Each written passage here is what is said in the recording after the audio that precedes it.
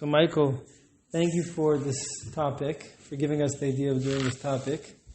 It's a huge topic.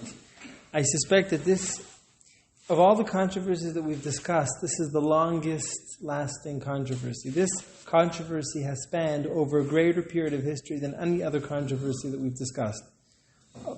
Maybe with exception of abortion, okay? Brain death is a modern controversy. Artificial insemination is a modern controversy. The get of cleaves happened in over a span of 2-3 years.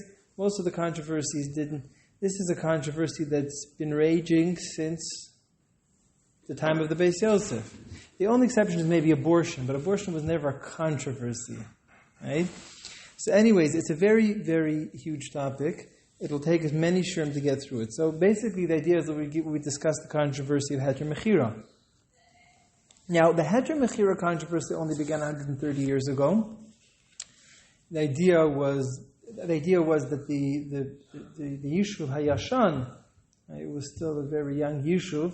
They obviously lived in abject poverty, and there were famines, and they were always subject to bouts of starvation. It was a terrible period. I mean, the Yishuv Hayashan sacrificed a great deal to create the nucleus upon which the later Zionists were able to build on. I'm not sure if people appreciate the contribution that the students of the Baal Shem Tov, the students of the Gra, who sent his students to drain the swamps. Obviously, they lost children to malaria, and they suffered terribly.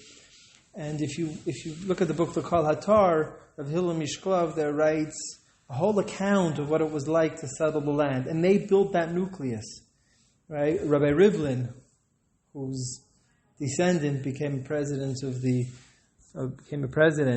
So Rabbi Hillel, it was Rabbi Rivlin that built a whole bunch of neighborhoods outside the old city. He first built Nachlat Shiva, he built Mei Sha'arim, and if you read the sacrifices that they made, it was really amazing. So I'm not sure if they're appreciated enough for the sacrifices that they made. And all of a sudden they turned to the Gedolim of Europe. They want to say, how are we going to manage the Shemitah year? So the Shuas Malkai and Rav Kalisher, Rav Yitzchak Achan, all very Zionistic Gedolim. Rav Yitzchak Achan sat at the head of the Cholavei Tzion, and Rav Kalisher, one of the great Zionist rabbis, and Yeshuas Malkai, great Zionist rabbis, amongst some other rabbis, they agreed on what was called Heter Mechira, that they would sell the land to non-Jews, and then they would be able to work the land on Shemitah, but they said that the non-Jews should do the actual work. The actual plowing and planting should be done by non-Jews, but at least the fruits that came out wouldn't be subject ostensibly to the Kedusha of Shvius. And it faced very great opposition by, not surprisingly, by the anti-Zionist. I'm not sure if it's probably not a coincidence that the Maral Diskin was very anti-Zionist, was extremely opposed to the Heter Mechira. But not only, even the Netziv, the Rabbi of Rav Kook, the Netziv was also very opposed to the Heter Mechira for a number of reasons. The primary reason being by Sichaneim. We'll see, we won't talk about this at length in this specific shir, the issue of Leisachanim, it's a Gemara in Avodah Zarah, Daf Chaf Aleph. We'll discuss that in one of the coming shir. There is a prohibition to sell a plot of land to non-Jews. Okay, you're not allowed to give the non-Jews a foothold in our land, and actually this comes into play with regards to peace for land when they hand over territories. The Oslo Accords, when they gave land to the Palestinians for the sake of peace, it didn't bring peace. Okay, I hope I won't upset anybody if I say that the Oslo Accords was an absolute disaster. I don't think that's even controversial anymore.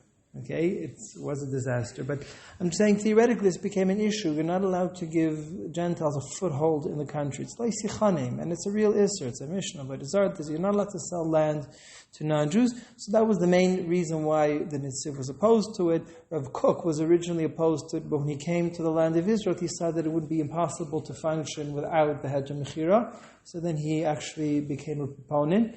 But even when Rav Kook sanctioned the Heter Mechira, he had very fierce opposition from the Maral Diskin, not surprisingly, and also the Ridvaz. The Ridvaz, who wrote the famous Perush on the Yerushalmi, was a Rav in Chicago, and then he came to Eretz Yisrael, he became the Rav of Tzfat.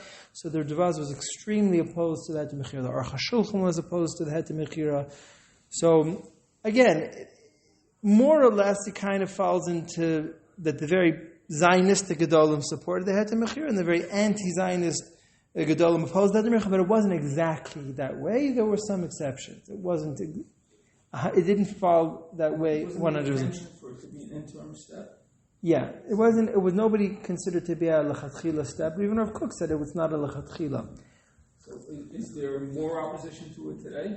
Is there more opposition? So the truth is that because there are options today. Yeah, today there are options. So that's why some of the people that many rabbis claim that even the rabbis that sanctioned the heter mechira 130 years ago wouldn't sanction the heter mechira today because we have other options.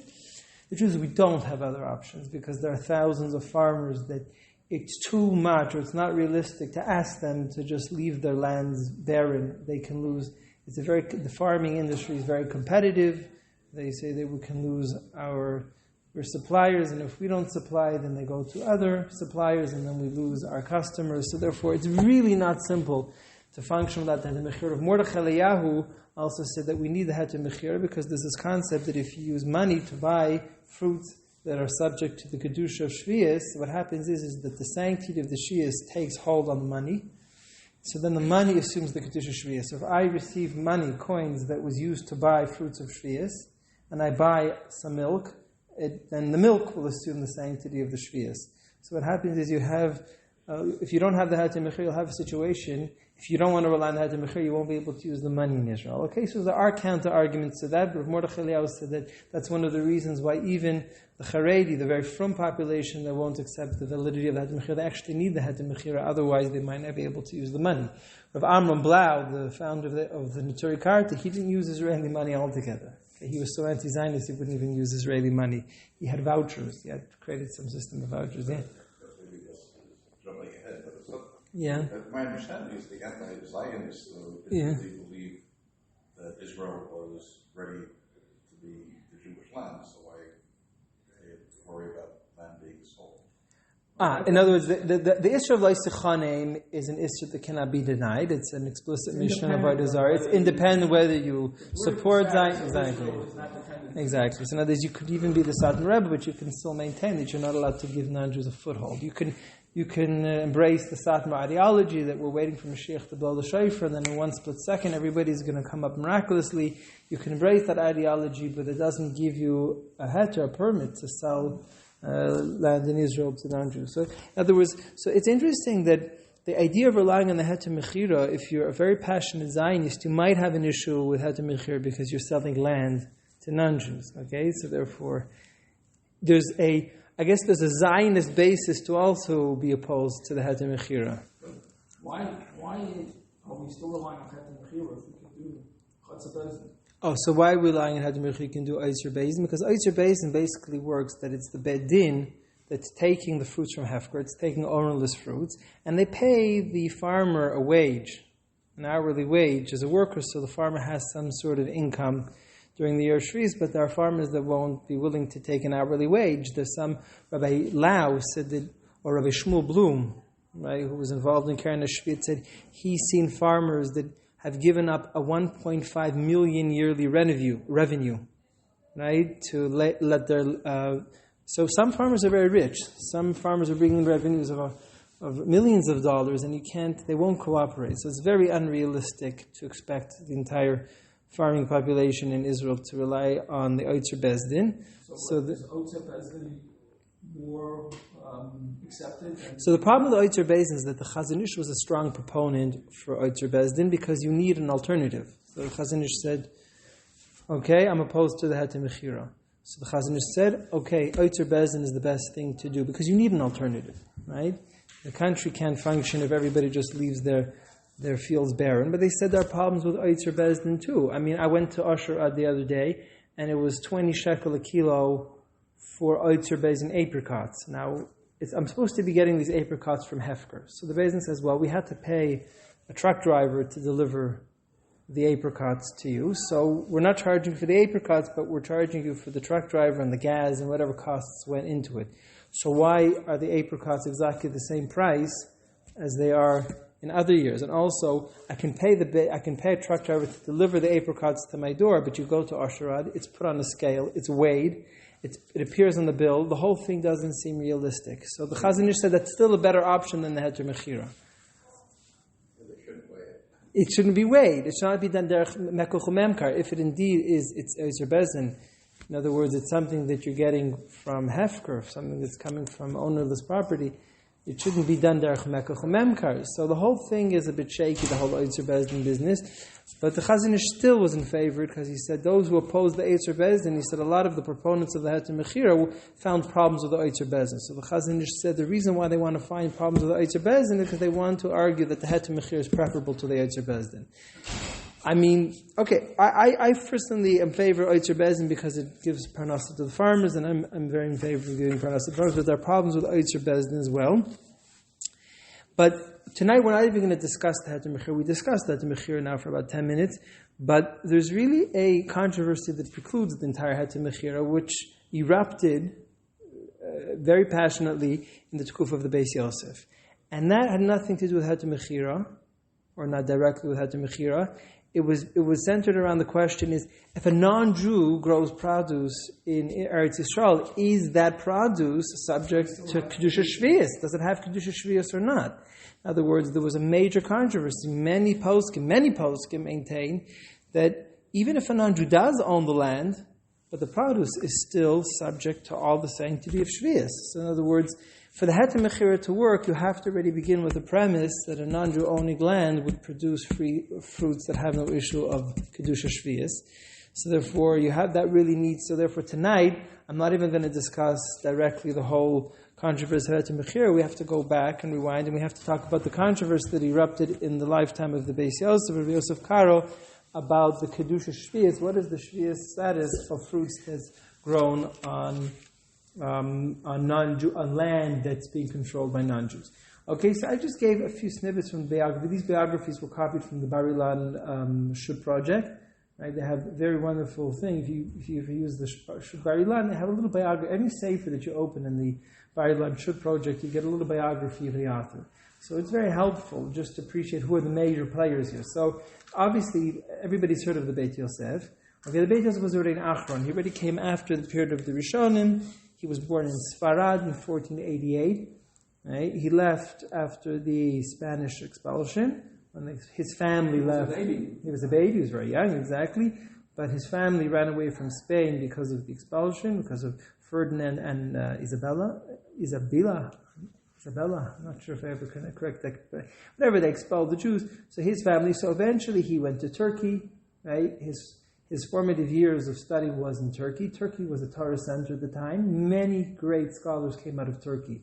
Okay, the Turkish scholars, I don't know if they're given enough recognition. The Mishnah Lamelech, the Mayam Lois, later on, in later generations, Yerub Chaim Pelagi, but there are a lot of Turkish scholars. So he went to Turkey, which was the foremost Torah center in the world. Eventually, he made his way to Eretz Yisrael in 1536.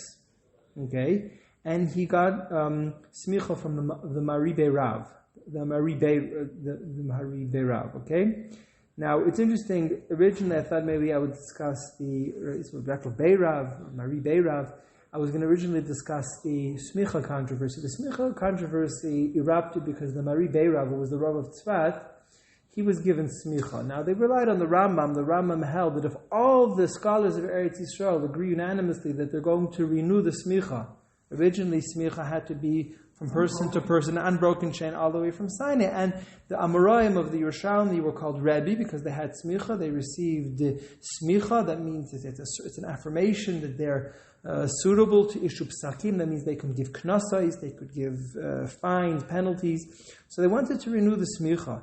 If you look at the kunjas of smicha from the Rabach, who was opposed to the renewal of the smicha, in the entire kunjas of smichas, they wanted to renew the smichas because people had sinned. People fell into all sorts of sins. They'd done misdeeds, and they felt a yearning to get an atonement. They needed a kapara. So they were hoping that they would renew the smicha. This way, the Bedin would be able to issue knasais, they'd be able to issue penalties, and therefore people had hope that they would be able to get an atonement for their sins. That was interesting. That's what was driving them to renew the smicha. But the Maribei Rav, they renewed the smicha. And this whole controversy of the Yevul Nachri about relating to produce that comes from a non-Jewish field that's under non-Jewish control, it basically erupted between all the students of the Maribei Rav. Now, Maribei Rav gave smicha to the Beis Yosef, he gave smicha to Rav Chaim Vital and some of his students, And that was the end of it. It was a controversy because the Mahalbach was the Rabbi of Yerushalayim, who we might discuss tonight too, and what his position was on produce that was grown from non-Jewish fields. The Mahalbach was very opposed to the smicha, okay? And that's why this whole controversy erupted. That was the smicha controversy. We'll get to it, Bezrat Hashem, in another year.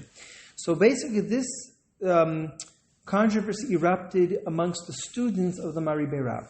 The Beis Yosef received smicha from the Maribei Rav, the Mabit, okay, who was a peer of the Beis Yosef. He was the main Bar Plukta.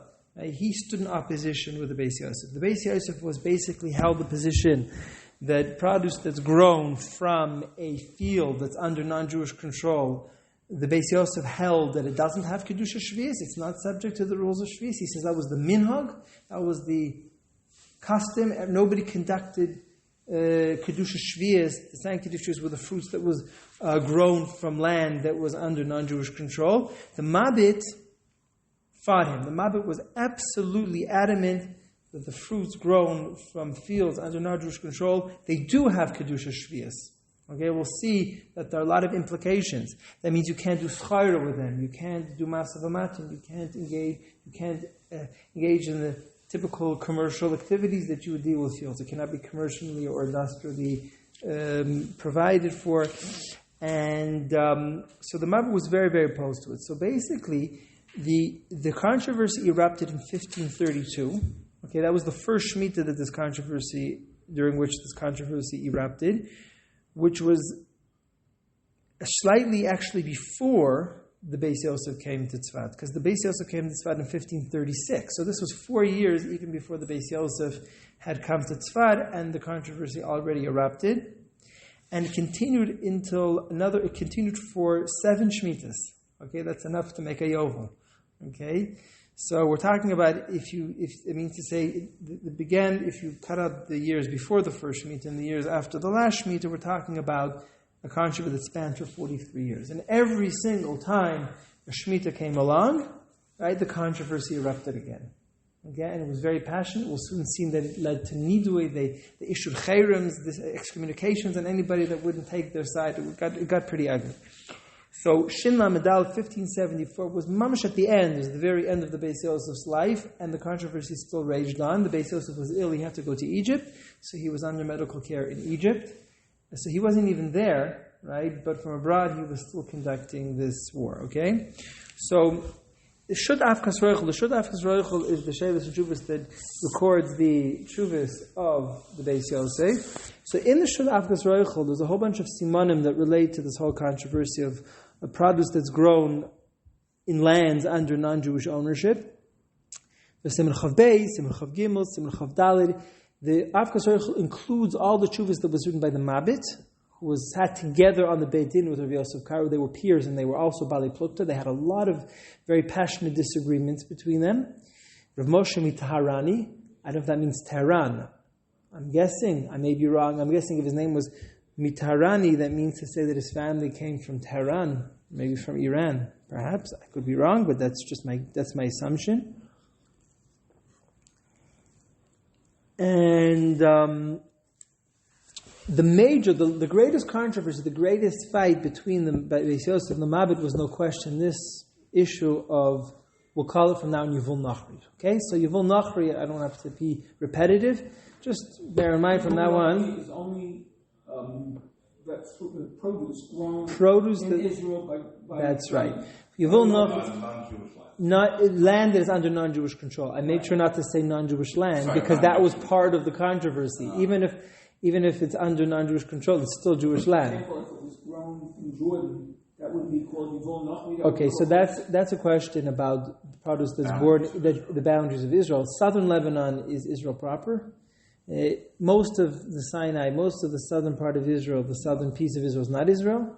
Okay, there's a question about that too. That's a whole concept. But I'm saying that the natural borders of Israel are south of Beersheba, somewhere south of Beersheba. The Sukkim and Parshas Masai talk about the border coming out of the southern tip of the Yam HaMelech, right? Sort of the border, the line of the border comes out and comes all the way to Nafcha Mitzrayim. So the southern tip of the Yam HaMelech is not that, it's still very far from the current southern border of Israel. Okay, so anything from Dimona south is probably not part of the natural borders of Israel. And most of Lebanon is actually part of Israel. Yeah, most of Lebanon, because Har is somewhere deep into Lebanon. Jordan, right, is a question about lands of Ammon and Moab. If we'll get to it, we'll discuss what the status of Ammon and Moab. Ostensibly, there's no Shvius there, right? But there's still something to discuss because the more talks about Syria. Okay, so we'll see this difference between land under non-Jewish control in Israel proper versus land under non-Jewish control in Syria. That's something that we'll get to. So just bear in mind that from now on, when I talk about Yavul Nachri, I'm talking about produce that is grown in land of Eretz Yisrael under non-Jewish ownership. Okay, so today Yavul Nachri comes from mostly from the territories. Right? So that's independent of of Heter Mechira, exactly. That's why I said that before we discuss the controversy of Heter Mechira, right, we have to discuss the controversy of Yavul Nachri. But if you sell Eretz Yisrael, land in Eretz Yisrael to a Nachri, does that become Yavul Nachri? So it's called Yavul Nachri. So in other words, if you sell a piece of land in Israel to a non-Jew, or it's under Palestinian control. That's what I'm trying to understand. If you go to a vegetable store in Machne Yehuda, and he says it's Yavul Nachri, is that Yavul Nachri, or could it be Heter Mechira? No, it's not Heter Mechira. If you go to Asherat or most of the supermarkets that has a good hechsher, if they say Yavul Nachri, it's not Heter Mechira. It means that it's grown in Palestinian farmlands. Okay? There is a distinction. Yeah, there's a distinction. Heter Mechira. If the land is sold, and you hold that you can't sell it, right? Then it's like, why isn't it considered evil? Okay, so there were other issues that the Chazon Ish and other poskim, the Ritvaz, had other grounds for opposition to the Heter Mechira. One of his grounds for opposition, he said, is not recorded in the Tabo. He says if the sale isn't officially recognized in the Tabo, in the zoning, so therefore it's not a real Mechira. And then they said, with the Yishus Malka, he said, what about Mechiras Chametz? He says it's not the same as Mechiras Chametz. There's a Bachar Shar about that, and a Chasam Sofer. That will be one of our shirim that we get to, but we won't discuss that primarily. So in other words, really you're dealing with many issues here. The first issue is, okay, are you allowed to sell the land? There's a problem of lo tichanim. You're not allowed to give the non-Jews a foothold on the land. That's the first issue. The question is, even if you're allowed to, is the sale really valid? Okay, is it a real sale? Because it's not recognized in the Tabo. That's the second issue. More than that, the sale is not a permanent sale. The permanent is not a sale. The question is Gemiras Das. Gemiras Das means to say, if a person really made the decision to sell something, if somebody didn't have a genuine decision to sell it. It's a facade because you're selling it. Exactly, it's a facade. That's the question, is it really a facade or not? That's the second issue. And the question is, even if it is a sale, it takes us back 500 years to the controversy of Yavul Nachri. Even if it is under non-Jewish control, right? Who says that removes the status of Shvius? According to the Mabit, it doesn't remove the status of Shvius. According to Beis Yosef, it does. So we say, even if you get through all the obstacles, right? You make it through the obstacles, you still get back to the controversy that began 500 years ago. Is Yavul Nachri subject to Kedusha Shvius or not? Okay, the Mabit was so adamant, he brought many proofs, and the truth is the case of the Mabit is much more convincing than the case of the Beis Yosef, as we'll see. Maybe we'll get to some of the proofs tonight. Most of the poskim agree with the Mabit. The Chazon Ish was so adamant that the Mabit was correct. The Chazon Ish said it's not even a suffix. He says there's no Tut Stadim. But the Beis Yosef, the author of the Shulchan Aruch, says that Yavul Nachri isn't subject to Kedusha Shvius. He says there's no Tut Stadim. He was very stubborn about it. Right? Because the arguments were so convincing in favor of the Mabit that he wouldn't even hear two sides. And somebody told me, a friend of mine told me, I can't vouch for because I didn't see the source, but he said that somebody came to the Chazon Ish, said, is there a problem with Naiva? You're not allowed to cause somebody else to stumble and sin. So if I cause somebody else to do, if somebody embraces the position of the Beis Yosef, and he maintains that produce that's grown from Yavul Nachri isn't Kedusha Shvius, it's a problem of with Neiver, if I enable him to do schayra with Yavul Nachri, if I enable him to engage in merchandise, to sell and buy Yavul Nachri, so the Chazon says, yeah, it's Yavul Nachri, it's with Neiver. So how can it be with Neiver? He's relying on the Beis Yosef. Chazon Ish was stubborn. There's no Tut Stadim. So the Chazon Ish was very, very strong on this. And until today, in Yerushalayim, they rely on Yavul Nachri. You can go to Yerushalayim, the Bedatz, the Eirech HaReidis, they give Hechsherim on Yavul Nachri. right? Because they maintain like the Pa'as Shulchan, Rabbi Yisrael Mishklav, the student of the Gra, one of the early pioneers here in Eretz Yisrael. So in Yerushalayim, they are Meikol, they're leaning with Yuval Nachri, and in Bnei Brak, none of the Hechsherim in Bnei Brak will give a Hechsher for Yuval Nachri. For example, She'eris. She'eris was founded by the Lithuanian sector of Bnei Brak. They won't give a Hechsher to Yuval Nachri. The Eirech HaReidus in Yerushalayim will. Okay, so the debate continues to carry on until today. Okay, so basically, as we said, that this controversy lasted for over 7 Shmitas, from 1532 to 1574, 63 years. And as I mentioned, every single time the Shemitah arrived, it became a war again, right? The war erupted once again. Okay? So first of all, number 4 in your reference sheet, this is the Beis Yosef speaking. Again, in Afkas Roichel, it includes the tshuvas from the Mabit, and you can see the back and forth. There's a tshuva from the Mabit where he makes his arguments, and then you see the tshuvas of the Beis Yosef where he makes the counter arguments. Right? We'll see, as Ras Hashem, we'll see the arguments and the counter arguments. I don't know if we'll get to it.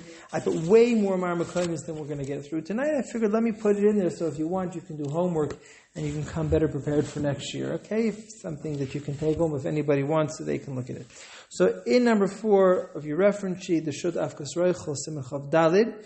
So he already states there affirmatively that the minhag, right, whatever you maintain conceptually, but the minhag, the custom, was that people didn't treat Yuvol Nachri as Kedusha Shvius. Yuvol Nachri, for the last time, is produce that's grown from land that's under non-Jewish ownership. Okay, so that's Yuvol Nachri for the last time. So it says people didn't conduct Kedusha Shvius, the sanctity of Shvius, with Yuvol Nachri. That means they were taking Yuvol Nachri and they were selling it. They were doing Masav Matin. They were selling it as they would sell normal produce. Another nafkamin is they didn't get rid of it for the time. There's a certain deadline, a certain expiry date, at which point you need to get rid of your fruits of Kedusha Shvius. They didn't conduct that with Yuvol Nachri. Okay? Now, let's carry on number 5 in the reference sheet. Siman Chafei, right? Rav Moshe Tarani. This is the writing of the Mabit. The Rabbi writes, let's just read the second paragraph. He says this debate already 28 years. Okay, he says I've been waging this war for 28 years. Okay, it lasted for 43 years, but when he wrote this, he was already waging this war for 28 years. Mishnaz Hareish Tzadi Beis. Okay, which was in 1532. Right, that was the first of the 7 Shmitas during which this battle raged. Ashnast Hashkiach. Right, he wrote Hashkiach. That's a play in words. He didn't have. Usually don't say Hashkiach. Right, he wanted to use the word Hishkiach as if Hashem is giving His divine providence. So Arba Shmitas of a Chol Shmita of a Shmita. Every single Shmita that came up, I didn't stop myself from getting involved.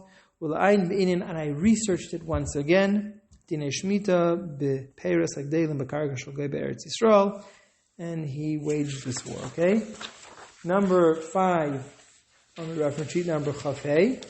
This is the Beis Yosef reporting the stubbornness of the Mabit.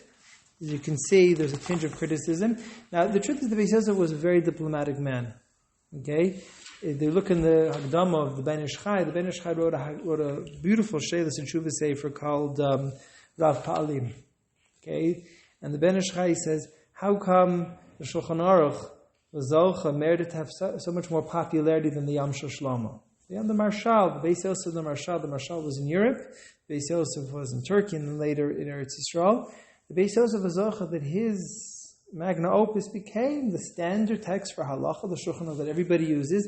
The Yam Shel Shlomo, who learns the Yam Shel Shlomo, the yeshivas, right? When they learn a sugya and the Yam Shel Shlomo has something to say, they'll look at the Yam Shel Shlomo. The Yam Shel Shlomo has a very respectable place in the library of halachic writing, but it hasn't enjoyed the same popularity as the Shulchan Aruch. He says, how come? He says the Beis Yosef was like Beis Hillel. The Gemara says, why do we rule like Beis Hillel? Because Beis Hillel were very respectful, very diplomatic. They always said the opinion of Beit Shammai before they said their own opinion. Beit Shammai was very militant, and that's why we rule like Beit Hillel. He says the Beis Yosef followed the ways of Beit Hillel. He was always very respectful. He never spoke disrespect about anybody. The Marshal was Beit Shammai. Right? He was very militant. If you look at his Hagdama to Bava Kama, he's very critical of the Rambam. He's extremely critical of the Ibn Ezra when he talks about the Migdal Oz, his parish on the Rambam of Aaron, the student of the Rajba, he says the most horrific things about him. He says he's over baltashas with his ink. Right? He does baltashas with ink that he uses. Okay, so the Marshal was very militant, he was very strong-minded, so therefore he was not zocha that his work should be as popular as the Shulchan Aruch. Okay? Was there any question at this time whether Shemitah was the regular or not? Yes, so there was a question of Daraisa. Yeah, correct, very good. You raised a very important issue, Michael. Is Shemitah Daraisa or is Shemitah Darabanan? So it's a big machlokes. It's a big machlokes. The Torah in Shin Lamed Aleph in here, there was a bit Darabanan, and that's the way most poskim rule. But not everybody agree the way. The Ritbaz, for example, maintain that the Rambam held that it was Daraisa, and that was one of the reasons why the Ritbaz was more opposed to the Heter Mechira, because part of the Heter Mechira is based on the notion that Shemitah is Drabanan. For example, why do we use a prusbul? A prusbul is a legal loophole to avoid having to cancel the loans that you gave out. So why do we use prusbul? The Gemara says because prusbul is Drabanan. If something is Drabanan, you're allowed to use loopholes. We don't use loopholes to annul a Daraisa prohibition. Okay, but if it's a Rabbanan, it's a rabbinic prohibition, we're allowed to use loopholes. Okay, so therefore, yes, the Heter Mechira is only valid on the premise that Shvius today is Durabanan. We'll discuss that at length. What are the two sides? Why would Shvius be Duraisa? Why would Shvius Durabanan? It's really Machlokes Tanaim in the Gemara. We'll get to that. But again, the ruling of the Tur, and that's the ruling of the Shulchan Aruch in Shin Lamed Aleph in Yardea. Yes, according to the mainstream opinion, Shemitah today is only Durabanan. That might have an impact on the question of whether Nochri is Shvi or not. Yeah, very good. Also, you can say the same thing as with Yvon Nochri. The Radvaz, Rav David ben Zimra was the Rosh Bezdin in Cairo. He lived at the same time as the Beis Yosef. In fact, the Beis Yosef sat on the Radvaz's Bezdin at one point. So the Radvaz held that the reason why he said in principle we should not support Yvon Nochri, in other words, we shouldn't be mekel, we shouldn't be lenient when it comes to Yvon Nochri, but he says because Shemitah is Drabanan, maybe we could be mekel. Okay, that was the opinion of the Radvaz. So yes, the Radvaz connected the two things. He says we could be lenient with the Vol Nachri because Shemitah is Drabanan. And by that same token, with the Heter Mechira, because Shemitah is Drabanan, we can accept the Heter Mechira. If you believe that you can't sell Eretz Yisrael, then it wouldn't help. Very good. It doesn't help with Heter Mechira. It doesn't help with Tichanim. It doesn't help with Tichanim. Exactly. The Netziv wrote. The Netziv gave a mashal. He gave a parable. He says they ran away from the bear and they countered the lion, which means to say they're doing Heter Mechira to avoid rabbinic prohibition, and then they got themselves all tangled up in a Daraisa prohibition of Tichanim, of selling pieces of land of Eretz Yisrael to non-Jews. So the Netziv maintained that it would have been better had they violated Shvius as opposed to selling pieces of the land to non-Jews. That was the position of the Netziv. And the Netziv was very Zionistic. The Netziv was one of the Zionist Gedolim, so I guess it's not surprising where he was very opposed. But again, as I mentioned before, it's not mutually inclusive. You could be very anti-Zionist, but it doesn't give you a heter to violate the Isurim, the prohibitions of Leit Yechanim. Okay? So look at the Beis Yosef. The Beis Yosef was usually very diplomatic and very respectful. Okay? But here you can see that he's, I guess, some insinuated criticism of the Mabit, because he doesn't speak so flatteringly about the Mabit. If you look at number 6, Siman Chafev, Shud Avkas Reichel, so the B'Shmita Zu Shnas Hashin Lamed Daled. Okay, that's Hashin Lamed Daled. That's the same Shmita that, actually the last Shmita. Okay, this is the very last Shmita, the 7th Shmita during which this controversy raged. So he's already at the end of his life. He wasn't well. Hikshes rucha. You got that? Hikshes rucha. It's like a little bit of a it's like you can see the comparison to Parai. Parai, Hashem Hikshes liba. So he didn't say Hikshes liba, he said Hikshes rucha. I mean to say he strengthened his spirit. Okay, that you can say is okay. The imetzes lavavai. I don't know how to translate imetzes lavavai, the Malbim, in the beginning of Yeshua, the difference between chazak v'yamatz. It says chazak is to strengthen yourself, is to arouse your strength, and amit is to maintain your strength. That's where the Malbim explains it. Okay? The imetz is levave, he strengthened his heart. Litkaya atzmai. I don't know what that means. To dig himself in. Lasa is maisa, to do an act. Kidvarov. Yad rama, with an outstretched hand. V'komu kochach me'ir. So you see that the Mabid, he's still at war, right? It's the 7th Shemitah that he's trying to get his opinion to the fore. So they had to stop the Mabid. So all the Chachamim, the sages of the city of Tzfad, they looked, they re-examined the words of the Mabed, which I find this significant, that they didn't just fight him. They said, okay, we have to stop him, but before doing anything, they went through the arguments of the Mabed once again. Because at every Shemitah, he wrote new arguments, or he repeated his arguments, or he modified his arguments. They looked at his arguments again. Rabbi Mamish, he said that there's no validity in what he said. You got that? They said there's going to be an excommunication against anybody who conforms with the Mabed. That means to say there's also leniency in the words of the Mabed, because we'll soon see from the Mecholta that the produce, inasmuch that you regard the produce as Kedusha Shvius, inasmuch that you regard this as the produce of Shemitah, you won't have to take Maasros, you won't have to take tithes. So which means to say the Mabed was promoting astringency by saying that you have to treat the fruits with Kedusha Shvius. You can't do schayra with it, you can't sell it, you can't buy it. You're not allowed to keep it past the expiry date of beer, etc., etc. But there's also leniency. That means you don't have to take Trumas HaMaasros from it. And they said that anybody who's meikol, if anybody doesn't take Trumas HaMaasros, will be v'nidui. So you see that it was very intense. They had to actually issue an excommunication to stop the force, right, the powerhouse of the Mabed. Now the truth is, the Mabed, you see, his influence is very great. Because, okay, we'll get to the Marit. The Marit was the son of the Mabed, and after the Mabed died, the Marit carried on his father's war. Even though the Maharit was sent to Turkey to raise funds, and he stayed in Turkey. They made him the chief rabbi of Turkey. So the Marit, the son of the Mabed, died, didn't give up, even after his father died. Now, the truth is, it's very significant that you see a lot of later sages followed in the footsteps of the Mabed. His influence was very powerful. After the Beis Yosef died, he became the head of the Beis Din in Tzfat. So these were two powerhouses against each other. The Charedim, Rabbi Elazar ben Moshe Azkari, the Charedim, the Alshich, these were students, also students of the Mari Beirav, students of Rabbi Yaakov Beirav.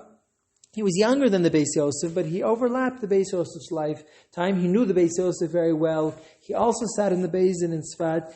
And in the Charedim, in Mitzvahs Chulis Ba'aretz, he adopts the opinion of the Mabed. He maintains, as the Mabed did, that the fruits of Yivul Nachri has the status of Kedusha Shvius. And this is the key. Look at number 8 in your reference sheet.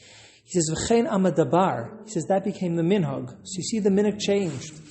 Ostensibly, if we accept the testimony of the Charedim.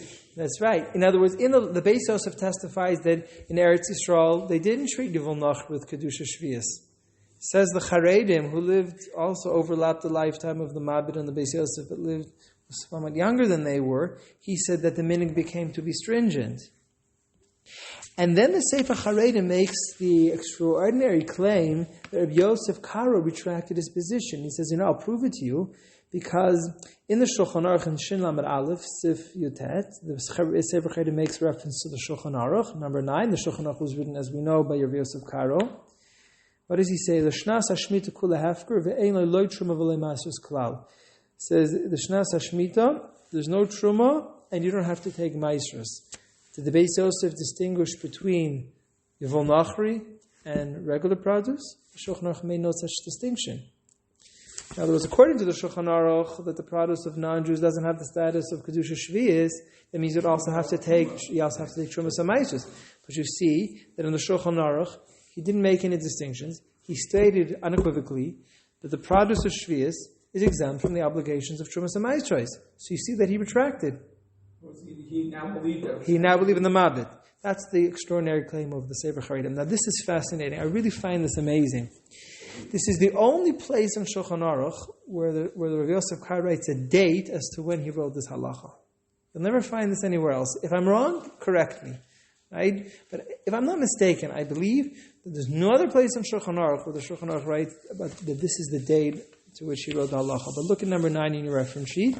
Ushnas hashmita mitis hayta shnas hashin yud gimel.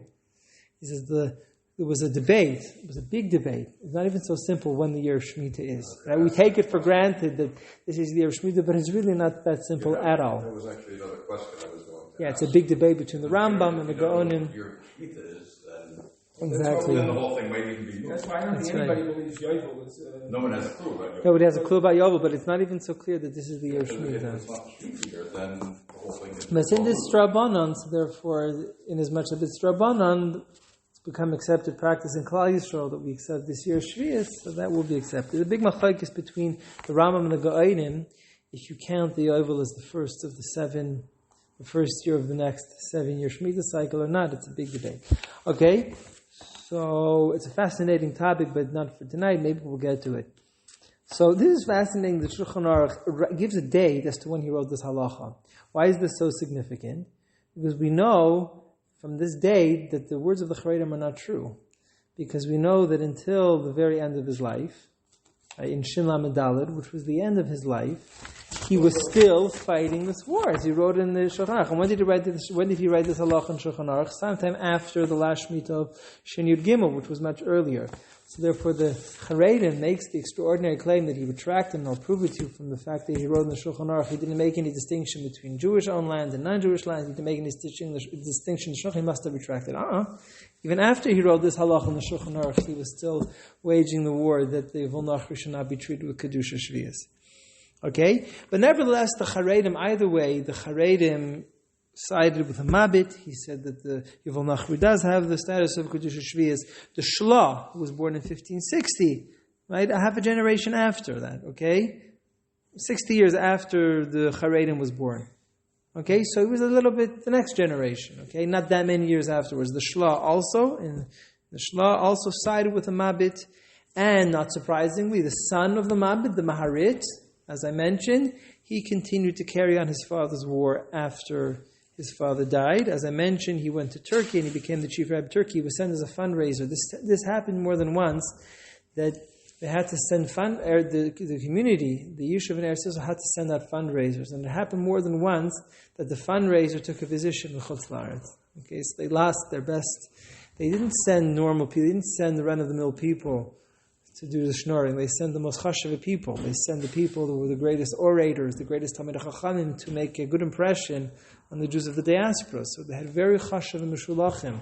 This practice carried on until modern times. The Panovich Rosh Yeshiva, he went to raise money for his yeshivas. But I'm talking about the Yishuv, to support the Yishuv.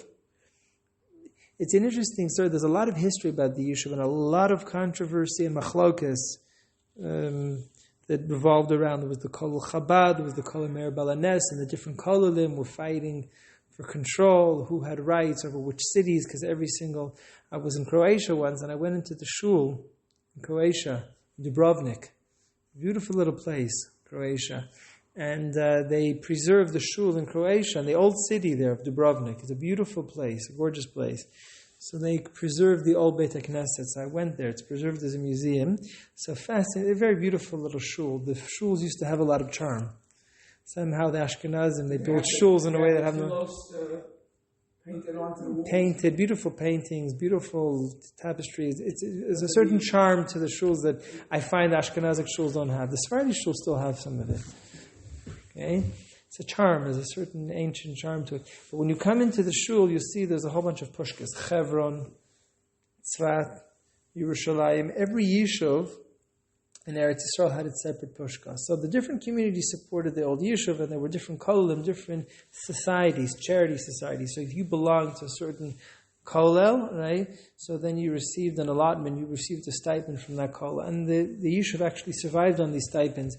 One of the students of the Chasam Sofer, what's his name? I can't remember. He was one of the founders of Petach Tikva. The name slipped me. One of the rabbinic founders. He was against the kollel system. He says, we need to become financially independent. And boy, did they excommunicated him. It was a big, big war, okay? So he was one of the founders of Petach Tikva. I can't remember the name. It slipped my mind. I'm one of the students I don't know if the student of the Chasam Sofer, but but I'm getting a little bit off topic here. So the Maharit went to Turkey. So he went as a fundraiser and then he became Rabbi. But the Maharit continued to carry on his father's battle. Now, number 13 in the reference sheet, the Maharit, Chelek Aleph Siman and Gimel, right? This is his account of the events. If you just jump to the bolded section at the end of 13 in your reference sheet, he says, he says, when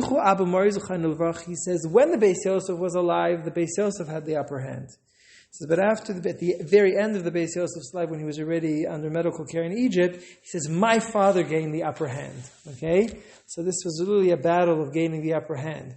So he says, Abba Mari, my father, the Mabit, forced, and also the Chacham that were with him on his side, publicly, he says, don't take Masrod. He says, these fruits that are grown from Yivul Nachri, don't take Masrod. They have the Kedusha Shvius, as we mentioned before, that there's always a leniency and a stringency to the two sides of the coin. Let me repeat that. If you regard the produce as Kedusha Shvius, that means that you have to relate to it with sanctity. You can't do Schaira, but it also means you won't have to give Trumas and Maisras. During a non-Shemitah year, you take Trumas taken from non-Jewish. Okay, so we'll get to that. Good question. It says the debate really begins, as we'll get there very soon. Just hang in with your question. We'll discuss how do you need to take Trumas and Maisras from Yivul Nachri at all in years that are not Shemitah. We'll get to that very soon, hopefully. We'll get to that today. So he says, and they said, don't take Trumas and Maisros. V'lo yamishar b'davar. He won the upper hand at the end of his life. So there is some basis to that, because the Charedim said that the minig became like the Mabit, that they would relate to Yivul Nachri with Kedusha Shvius.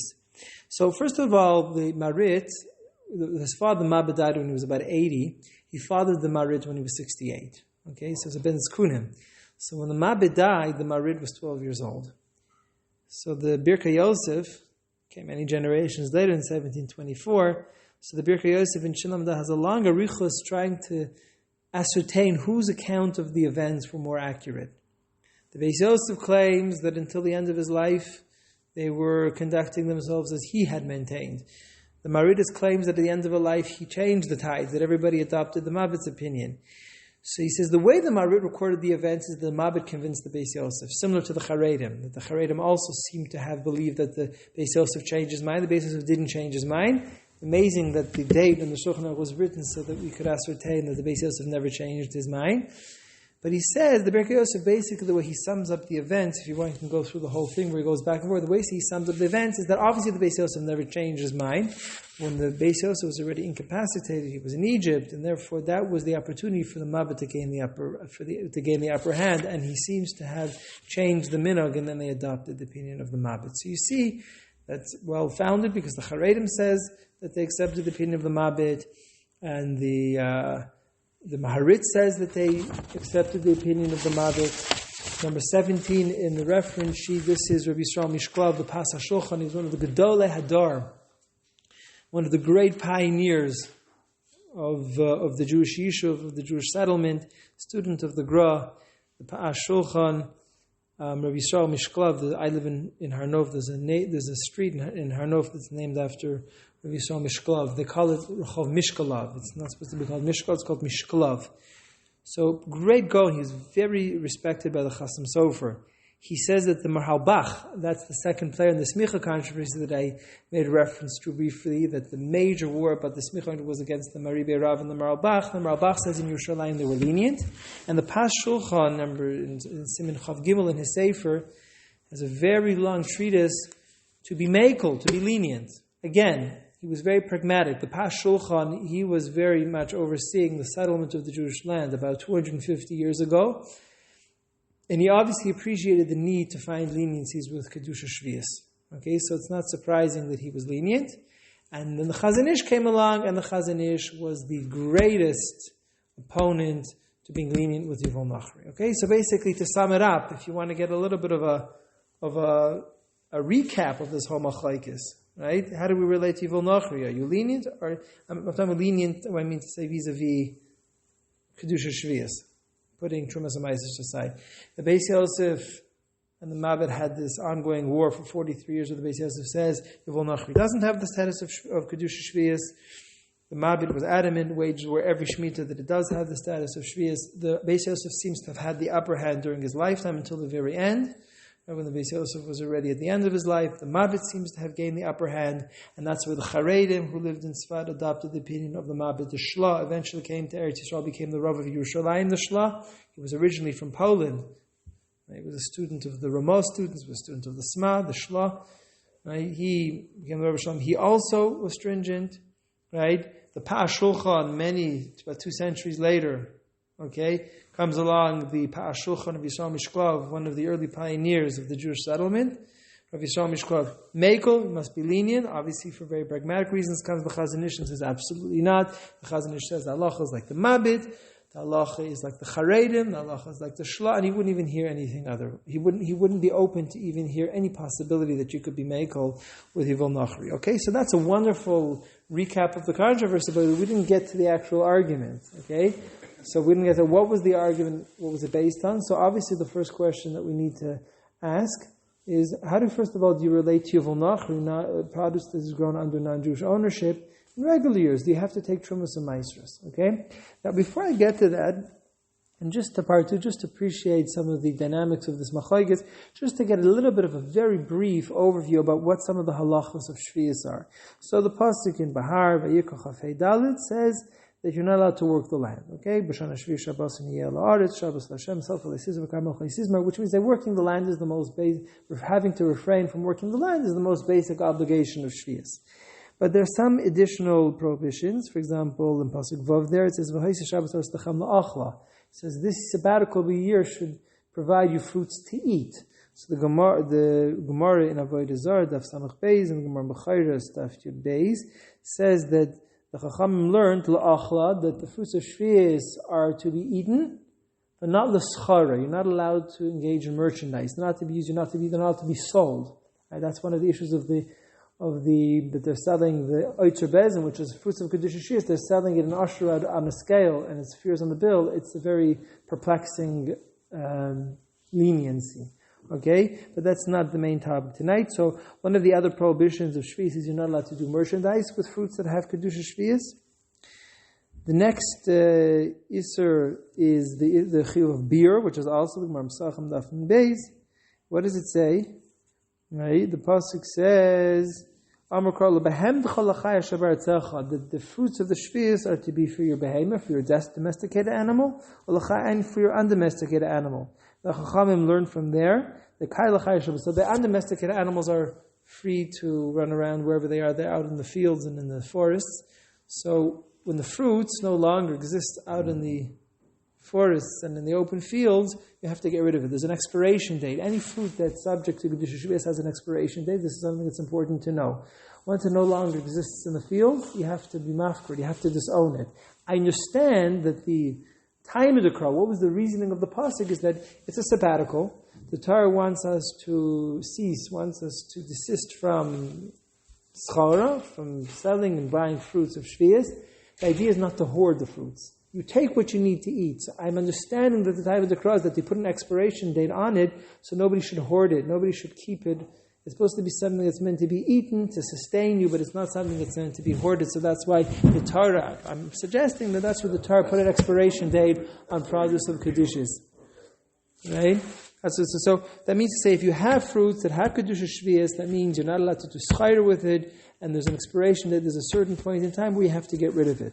There's also another issue, which is Isur Sfichin. Now, according to the Torah, not according to Rabbi Kiva, so Doraita, so Rabbi Kiva held in the Mara, in the Safra, in Parshas Bahar, you can see number 24 on your reference. Rabbi Kiva held that Sfichin is an Isur Doraita. So what's Sfichin?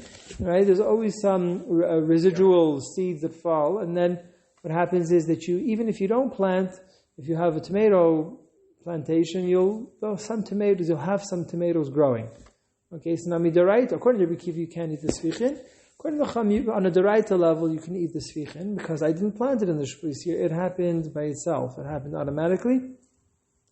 But the Chacham were concerned that if we permit Sfichin, people are going to secretly plant. They're going to wake up in the middle of the night to plant seeds, and they're going to grow tomatoes, and then they're going to claim it's Sfichin. So to discourage people from doing that, the Chacham said no eating Sfichin. It specifically says you can eat the aftergrowth. You can eat the aftergrowth. The problem is people are going to plant and claim that it's aftergrowth. But if you're actually told specifically, you can eat it, exactly. That's right, exactly. So it's a little bit of it. Which means that means to say that's another issue is. Sorry, that's it. The Kanas Rabbanan is Isur Sfichin. Yeah. So now we get to part 4. That was just a very brief, just to understand, so we can understand some of the mechanics here. But this whole machlokes is just to bear in mind. There's an Isur Schayra, the parish viz, there's an Isser, there's a Chiyuv Biur, and then there's Isser Sfichim. This is the Nafkaminis, these are the practical manifestations of this machlokes about whether Yevul Nachri is subject to Kedusha Shvius or not, which brings us to part 4 of the Kedusha Shvius. Now relates directly to your question, Michael.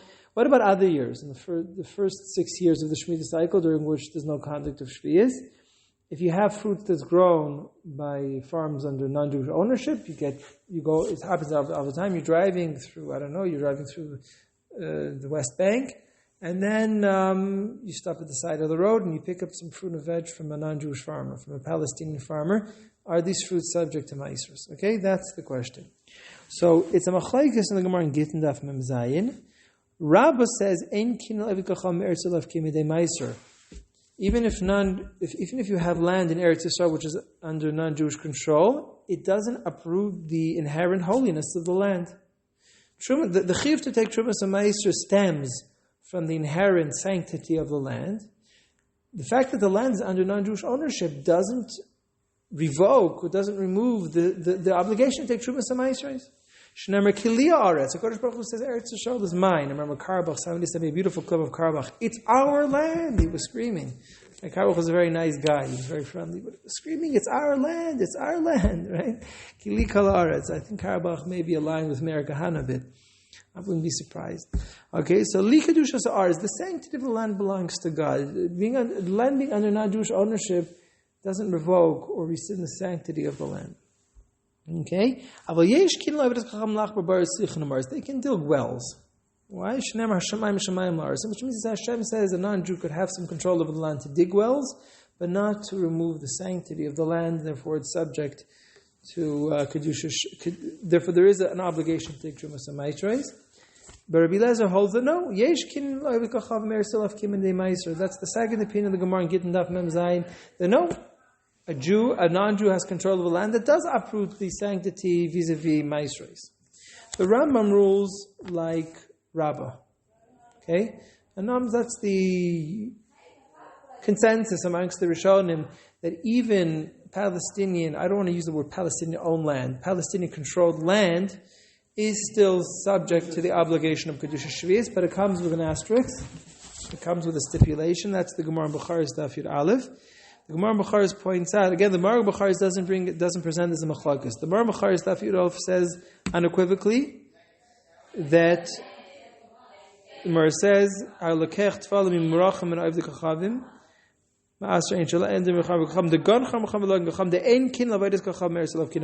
Gemara in Bukhari's Yud Aleph states unequivocally like Rabba. That's why the Noisei Kelim learned that the Rambam paskin like Rabba, because the Gemara in Bukhari's Daf Yud Aleph stated unequivocally that a guy cannot remove the obligation to take maisus, but the Torah still said degancha. What does degancha mean? Degancha means your grain, v'loi dagan av dechabim. What is dagan? Dagan is grain. But dagan is not exactly grain. There's a specific definition what dagan means. The Gemara says miruach. When you complete the manufacturing process, if you like, for lack of a better term, when you complete the manufacturing process of the grain, it's called dagan. At what point is that? When you already make a pile of grain and you smoothen the pile of grain, so that's when it assumes the status or the definition of dagan. So therefore, the Torah says dagancha. So which means to say, if the guy did the miruach, he completed the manufacturing for lack of a better term, then it's not your dagan, so therefore you don't have to take Trumas and Maisros. But if you do the dagan, if you do the miruach, if you do the gemar malacha, if you bring it to the point where it's already defined as dagan, you will have to take Trumas and Maisros, even though it grew in land that was controlled by non-Jews. So which means that in principle, a non-Jew can't remove the essential obligation, the inherent obligation, the kedusha, the sanctity, which created the obligation of Trumas and Maisros. A guy cannot do that. If he did the miruach, that's a technical reason to exempt the produce from Trumas and Maisros. But that's a very important point. As you can see, the Rambam in Trumas Perek Aleph Halacha Yud, he rules that a guy who has land in Eretz Yisrael, lo yifkiya min ha-mitzvahs. This is very critical point number 29 in your reference sheet. The Rambam says that even if a Jew has control of land in Eretz Yisrael, it doesn't remove any of the mitzvahs. It still retains its sanctity. Now this is an important point. The Rambam didn't stipulate otherwise. The Rambam seemed to have stated unequivocally that all the mitzvahs applied, and this was the first reason that the Mabit was convinced that if the Rambam said that this kedusha, that the land retains its kedusha vis-a-vis Maisrais, that means it also retains its kedusha vis-a-vis Shvius. There's no difference between the two. Why should we distinguish between the two? Follow that? If we rule that you have to take Trumas Maisrais from produce grown in un-Jewish land, why should there be no chiv of Shvius? There should be no difference between the two. And in fact, the Rambam stated unequivocally, the Rambam said, Lo yivkim in a mitzvah. The Rambam didn't make any distinction between Maisros and Shvius. Follow that? I do, but it's really, for me, it's hard to accept that. Yeah. Okay. The Torah is given to us. The mitzvot are given to us. Okay. Not to the animals, or not to the land, or not to whatever. They're given to us as people to follow. So it's kind of... No, but the Kedushas, the Baris, if the Kedusha has Kedusha, exactly. Exactly. The Kedusha has been retained. So if the Kedusha is retained from Maisros, why should it not be retained for Shvius? But the mitzvah to take Maisros is given to us as the Jewish people. But so was Shvius. Shvius was also given to us. And also, if there's a difference in Maisros and Kedusha. We don't know what anything. The truth is that Beis Yosef. We're told what to do. Right. We're told here's the mitzvah, here's what you do, and the reason for it is independent of the fact that we're told to do it.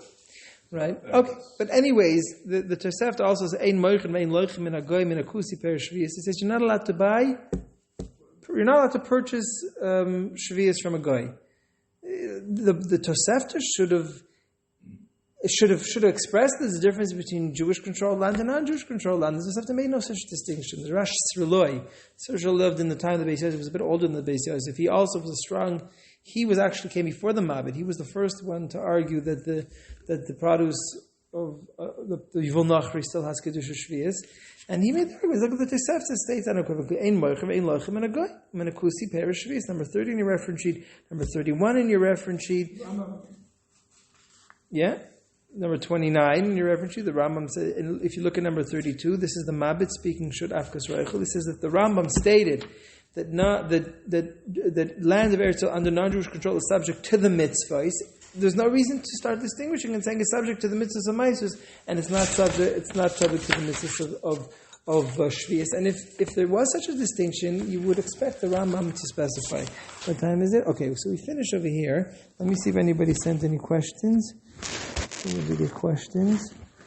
Oh no, you are muted. Oh dear. That wasn't good. Ellie. Oh, that's a pity. Ellie was with us on Zoom, but he says that we were muted. Oh no. Okay, so I'll send him a recording of the speech. Oh. So how could I be muted? I didn't mute it. It's David's business.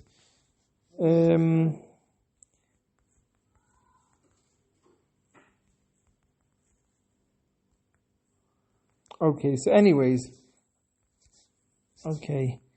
All right, so over here, we'll continue this year. I don't know if we'll be able to, this year of Hatim Mechir is going to take us a long time to get through. Yeah, because we have to get through this whole topic of Yivul Nachri, which I don't know, maybe at one more shir we'll do it, I'm not even sure. But then they'll have to give a whole shir about like Sichanim, at least one shir. There'll have to be a whole shir about the validity of the sale, seeing that it's not registered in the Taba. And there's some other elements there. Okay, we'll see. It's going to be a big topic. It's a very, very big topic. How much of a question was there actually of what year was the Shemitah? Okay, so we'll have to give a whole shir about that. It was a real question until they decide that we can't have a controversy in Am Yisrael about when the Shemitah is, so we have to come to something unanimous. One of the topics that I wanted to get through controversy was a major controversy between Sadia Goyen about the date. It was once a question how to establish a date, but that's for another time, okay?